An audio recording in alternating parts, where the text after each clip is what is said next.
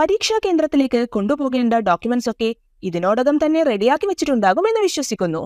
എല്ലാം hard copies തന്നെയായിരിക്കണം. Soft copies ഒന്നും തന്നെ അനുവദിക്കുകയില്ല. കഴിഞ്ഞ വീഡിയോയിൽ സൂചിപ്പിച്ചതുപോലെ ട്രാഫിക്കിനെ കുറിച്ച് നമുക്ക് ഒന്നും പ്രെഡിക്റ്റ് ചെയ്യാൻ സാധിക്കില്ല. അതുകൊണ്ട് തന്നെ നേരത്തെ എക്സാം സെന്ററിൽ എത്താൻ ശ്രദ്ധിക്കുമല്ലോ. രാവിലെ കൃത്യം 11 മണിക്ക് എക്സാം സെന്ററിന്റെ വാതിലുകൾ നിങ്ങൾക്കായി തുറക്കുന്നതാണ്.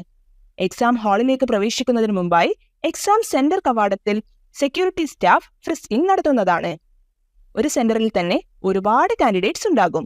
അപ്പോൾ ചെക്കിംഗ് ടൈമിലൊക്കെ തിരക്ക് അനുഭവപ്പെടുക സാധാരണയാണ്.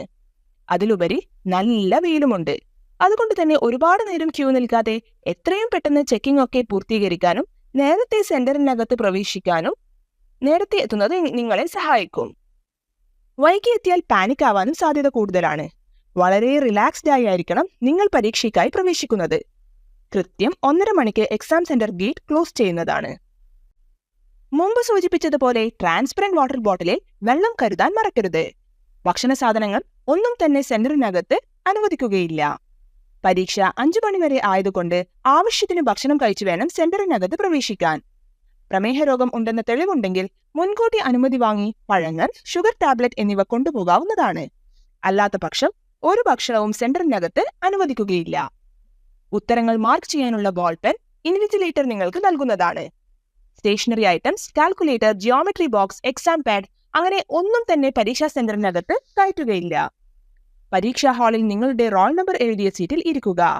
ശേഷം ഇൻവിജിലേറ്റർ നൽകുന്ന നിർദ്ദേശങ്ങൾ കൃത്യമായി ശ്രദ്ധിക്കുക. ടെസ്റ്റ് ബുക്ക്ലെറ്റ് നൽകിയാൽ ഉടൻ സീൽ പൊട്ടിക്കരുത്. ഇൻവിജിലേറ്റർ പറയുമ്പോൾ മാത്രം സീൽ പൊട്ടിക്കുക. ശേഷം 180 ചോദ്യങ്ങൾ നിങ്ങളുടെ ബുക്ക്ലെറ്റിൽ ഉണ്ടെന്ന് ഉറപ്പുവരുത്തുക. ഏതെങ്കിലും പേജ് മിസ്സാവുകയോ പ്രിന്റ് മാഞ്ഞുപോയ രീതിയിലോ അങ്ങനെ എന്തെങ്കിലും നിങ്ങളുടെ ശ്രദ്ധയിൽപ്പെട്ടാൽ ഉടൻ ഇൻവിജിലേറ്ററിനെ അറിയിക്കുക. പരീക്ഷ കൃത്യം 2 മണിക്ക് ആരംഭിക്കുന്നതാണ്. ശരിയുത്തരത്തിന് 4 മാർക്ക് കിട്ടുമ്പോൾ തെറ്റിന് 1 മാർക്ക് നഷ്ടപ്പെടും എന്ന് എപ്പോഴും ഓർക്കുക.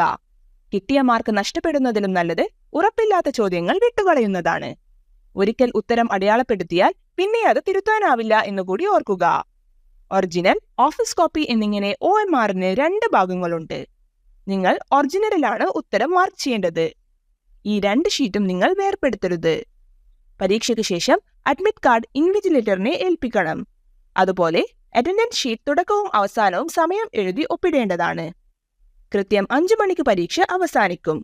പരീക്ഷാ ഹാളിൽ നിന്ന് പുറത്തിറങ്ങുന്നതിന് മുന്നേ നിങ്ങളുടെ OMR ഷീറ്റ് ഇൻവിജിലേറ്റർ എൻവലപ്പിലാക്കി സീൽ ചെയ്തെന്ന് ഉറപ്പുവരുത്തുക.